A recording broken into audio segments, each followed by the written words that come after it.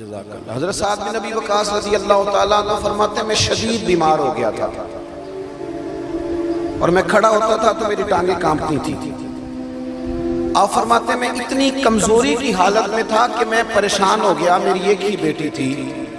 ہمارے ہاں بڑی جلدی لوگ وصیتیں لکھوانی شروع کر دیتے ہیں، بڑی جلدی بڑی کمزور باتیں کرنے لگ جاتے ہیں، اور بعض لوگ ایسے ہوتے ہیں جن سے اندازہ ہوتا ہے کہ شاید بس نا صبح و شام یہ اسی پریشانی میں۔ حضرت سعد کہتے ہیں میری ایک ہی بیٹی تھی، شدید بیمار تھا، کھڑا ہوتا تھا تو ٹانگوں پہ کھڑا نہیں ہو پاتا تھا۔ میں نے نا پیغام بھیجا،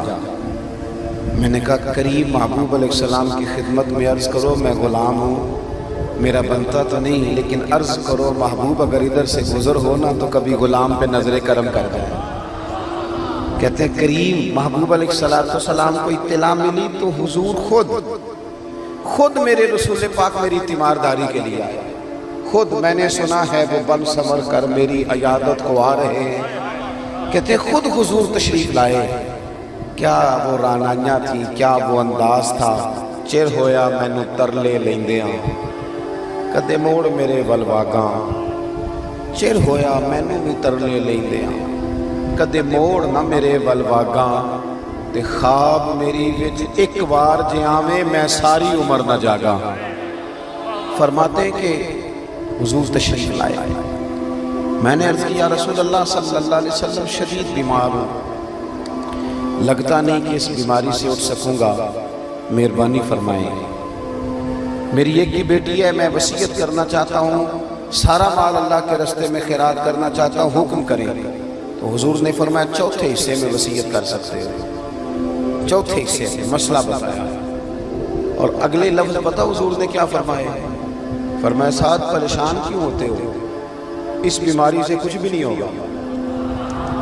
ابھی تو اللہ تعالیٰ تمہاری وجہ سے اسلام کا فائدہ کرے گا، کفر کا نقصان کرے گا، اتنی جلدی آپ کمزور پڑ گئے۔ حضرت سعد کہتے ہیں دعائیاں بڑی کھائیں تھیں پر وہ جو شفا محبوب کے جملوں نے عطا فرمائی، فرماتے ہیں بس کچھ ہی دیر گزری تو میں تو اٹھ کے کھڑا ہو گیا، میری طبیعت ٹھیک ہو گئی۔ حضور صلی اللہ تعالیٰ علیہ وسلم نے اس طرح تسلی دی، اس طرح امید دلائی، فرماتے ہیں میں ٹھیک ہو گیا۔ اپنے ارد گرد نا امیدیں بانٹیں۔ ہم نا جو بھی خبر بریک کرتے ہیں کوئی مایوسی والی کرتے ہیں، یعنی پورے معاشرے میں سب اچھا چل رہا ہے یہ نہیں کسی کو بتانا، لیکن کسی ایک بندے کی کسی ایک جگہ کوئی غلطی ہو گئی ہے تو وہ خبر ہے ہمارے لیے۔ اچھی خبریں بھی تو آگے پھیلائیں نا، خیر بھی تو تقسیم کریں۔ تو مایوسیاں بے سکونی پیدا کرتی ہیں۔ پھر ہمارے ہاں بڑی جلدی گھبرا جانے کا مزاج ہے۔ ہمارے ملک کے حالات اس وقت بڑے مخدوش ہیں، پریشانی والے، اور اس کا زیادہ تر سبب ہم لوگ خود ہیں، زیادہ تر ہم خود ہیں۔ وجہ یہ ہے کہ خدا تعالیٰ نے کسی کو گاڑی دی ہے اپنے فضل سے، وہ کل تک غریب تھا، اللہ نے اسے دولت دی، گاڑی دی، پیسے دیے، تو چاہیے تو یہ تھا نا کہ وہ گاڑی اس کی کسی غریب بیمار کو ہسپتال لے جانے کے کام آتی، چاہیے تو یہ تھا نا کہ وہ ہسپتالوں میں جا کے دیکھتا کہ سرکاری ہسپتال میں ایک بیڈ پہ 3 لوگ پڑے، وہ وہاں کوئی خیر کے لیے خرچ کرتا، لیکن وہ اس کی گاڑی مریضوں کے لیے نہیں استعمال ہوتی، وہ تو استعمال ہوتی ہے جب کسی کا سیاسی جلسہ ہوگا تو اس پہ جھنڈا لگے گا، اس جلوس میں تھوڑی ٹوٹ بھی جائے تو خیر ہے، چونکہ دکھانا ہے ویڈیو بنا کے کہ ہم بھی ہیں آپ کے وفادار۔ جب قومیں ہلے گلے کی قائل ہو جاتی ہیں نا، جھوٹے نعروں کے پیچھے لگ جاتی ہیں، یہ حکومت کہتی ہے پچھلی کی غلطی تھی، تو پچھلی یہ نہیں کہتی تھی، وہ بھی تو یہی کہتی تھی نا، وہ بھی تو یہی کہہ رہے تھے نا، نہ ادھر ادھر کی تو بات کر، یہ بتا کہ قافلہ کیوں لوٹا، مجھے رہزنوں سے غرض نہیں تیری رہبری کا سوال ہے، تم ٹی ویوں پہ بیٹھے ہو، تمہیں کھانے کو زیادہ ملتا ہے، تمہیں کیا پتا ہو، کیا پتا ہو، یہ ابھی عید گزری ہے نا تو شادیوں کا سیزن آیا ہے، تو میرے جیسے لوگوں کو لوگ نیک آدمی سمجھ کے دعاؤں کے لیے کہتے ہیں، دکھ سناتے ہیں، تو بچیوں کے باپ جب ملتے ہیں تو یوں لگتا ہے کہ جیسے کئی راتوں سے سوئے نہیں، حضرت صاحب تیلی شادی ہے، بس دعا کریو میری عزت رہ رہے، تے ان منڈے والے ویسے بھی جہیز منگنا چھڑتا ہے، پتہ ہے تو انہوں منڈے والے ان جہیز اے بڑا انقلاب آیا جی کچھ عرصے سے نہیں پتا میں تمہیں خبر دینے لگا منڈے والے ہوں جیز نہیں منگتے وہ چھٹ گئے نے وہ کہندے نے جیز نہیں لینا بس 500-600 بندہ آئے گا ساڈا روٹی چنگی کھوانی نہیں اس واسطے کہ منڈے تے روز آنے تے وہ دوستاں نے ایک باری ہونا 500-600 کی روٹی جڑی مفت پک دی ہے بولے 500-600 آدمی کا کھانا اور ان سے پوچھو انہوں نے کبھی گھر روٹی نہیں کھائی یہی کھانا کھانا تھا انہوں نے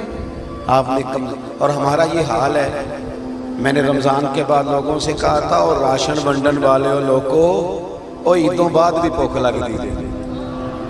اور اس کے بعد بھی بھوک لگتی ہے مہربانی کرو تم تو بھول ہی گئے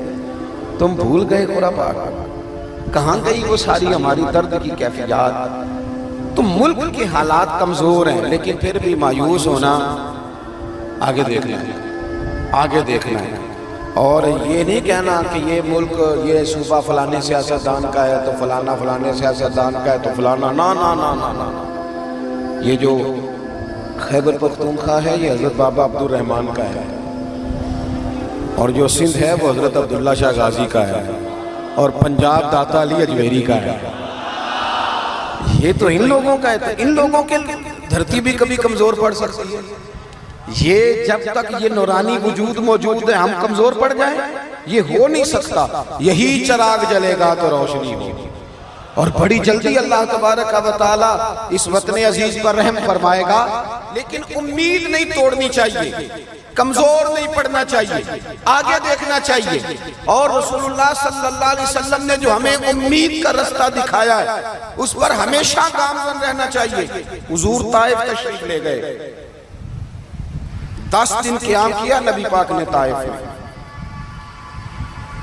یہاں خطیب صاحب پیر صاحب مولوی صاحب وہ آدھا گھنٹہ لیٹ ہو جائے تو انتظار نہیں کرتے کہتے ہیں جا رہا ہوں صاحب آپ ٹائم پہ مائک نہیں دے رہے 10 دن حضور نے تبلیغ فرمائی ایک بندے نے بھی بات نہیں مانی جوانوں جلدی نہ پریشان ہوا کرو ایک بندے نے بھی بات نہیں مانی الٹا انہوں نے معاذ اللہ پتھر مارے روڑے مارے وجود نور کو زخمی کر دیا حضرت زید فرماتے ہیں جب واپس میں حضور کو لے کے آیا ایک میدان میں ایک باغ میں حضور کو بٹھایا تو مجھے اتنی سخت تکلیف تھی ان کے رویے کی میں نے عرض کی یا رسول اللہ صلی اللہ علیہ وسلم آپ دعا کریں یہ تباہ ہو جائیں کریں دعا یہ ہمارے بزرگ ان سے بھی ادب سے عرض کروں گا اگر بچہ کسی غلطی پہ ہے تو اسے سمجھاتے بھی رہیں پر مایوس نہ ہو رب بڑا کریم ہے وہ دل پھیر دیا کرتا ہے ہر وقت یہ بات نہ کریں کہ انہیں نہیں ٹھیک ہونا یہ نہیں صحیح ہو سکتا اتنی جلدی نہ ادھر ادھر نکل جائیں آپ تھوڑا سا ٹائم دیں